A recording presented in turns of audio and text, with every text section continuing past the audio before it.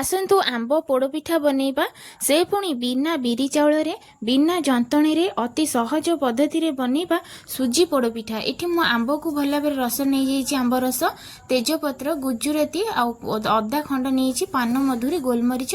आउ सब को कौन कर नड़िया पाती टिके करके एठी देदबा मेन जिनस आम गोलेबा इने सुजी सुजी को मुझे डायरेक्ट एमती गोलेकी नहीं जी 2 कप सुजी देछि आपण माने आपणकर पिठा क्वांटिटी देखिए सुजी नेबे मुझे 2 कप सुजी रे अटा एठी ऐड करिछि 1 कप एठी नहीं जाइए सुजी को डायरेक्ट नहीं सुजी एठी जंतीबा ना नहीं एठी कौन करे सुजी और अटा को टिके भल भाव में गोलेदेबा घोड़ेकी देदेबा एठी लुण जी आपणकर सुजी थी से हिसाब से लुण देखिकी नेबे बेसी लुण नबेनी आउ जो रखी अदा आउ गोलमरीच गुजुराती ये सब को भल कि छेचिकी मु नहीं आसी खंड खंड करके ग्राइंडिंग करेनि जहाद्वारा कि पिठार एत टेस्ट भल आसबनी ए खंड खंड रहिले ही जिनसटा भल लगे खाइबा आउ एठी दे देउची टिके नड़िया पाती टिके प्रथम दे दूची दे सला परे सेथिरे दे देबा आंब रस को जेतिक आपण मानकर थिबो सुजी सेही हिसाब देखिकी देबे जदी आंब रस बेसी हे जिवो ताहाले पिठार माने एते टेस्ट आसीबनी आंबटा भल लागे खाइबा पई किंतु अत्यधिक आंब हे गेले सेटा भल लागिबनी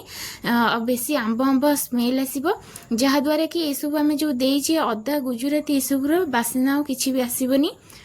देकी भल भाव में गोलेबा गोले सारिकी आउ जी मुझे अधा देती आंब से हिसाब से पुणी देखिकी आउ थे नहीं जाऊँगी जी आंब मुझे सब दरकार होती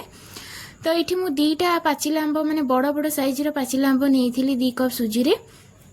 एटी देदेबा गुड़ आपड़ जदि गुड़ न खाऊँ ताले चीनी देदेबे गुड़टा किंतु देले पिठारे टेस्टा भल आसीबो सेथिपे मुझे गुड़ नहीं जाइए सबुबेले तो सुजी को जंतिकी करूचंती थरे एही प्रोसेस रे करंतु अति सहज रे एही पिठाटा तयारी हे जिवो जदि आपनक पाखरे टाइम नाही किंबा जंतिकी करबा को असुविधा होची एमिति थरे बनातु आउ एही पिठाटा खाइले जानि परिबेनी सुजी रे हेची कि चावल रे हेची कम टाइम रे गोटे स्वादिष्ट पोड़ पिठा बनै परिबा से पुणी आंब देकी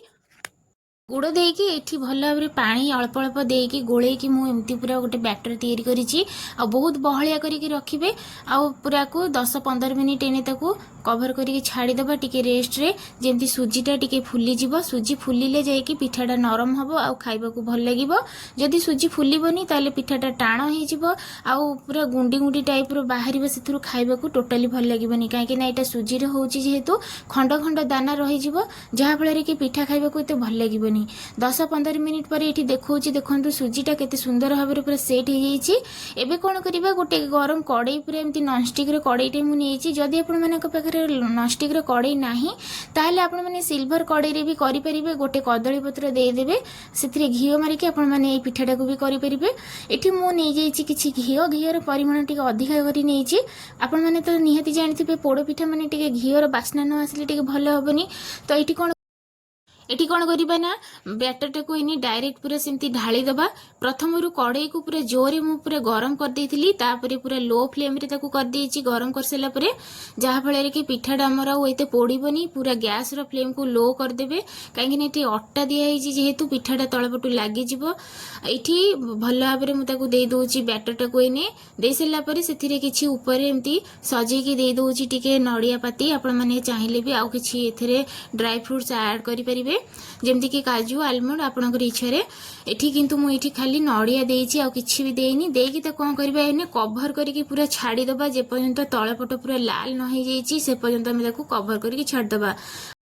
एठी देखंतु 10-15 मिनिट पर मु आपण मानको देखौछि केते पूरा लाल हे जाइछि तळपट आ बढ़िया पूरा तर गोटे बास्ना भी आसिलानी एबे कोन करिवे सांग सांग ताको ओल्टेबानी एमती गोटे कंटा चामच द्वारा किंबा गोटे टूथपिक द्वारा हम एमती देखिबा प्रथमे हेइछि कि नै देखंतु टाणा टाणा लागिले आपण माने जानि परिबे जे गोटे पटे हेइछि तो हम कोन करिवे ताको इने ओल्टेबी से तो पूरा मोटा पिठाटा एमती सांग सांग ओल्टेले सेटा भांगी जिवो गोटे थाली रे कोन करले प्रथमे घिओ मार देली बढ़िया भाव में घिओटा मारिके ताको इने कड़ाईटा को कोन करिवे पूरा थाली रे उल्टे देवी पूरा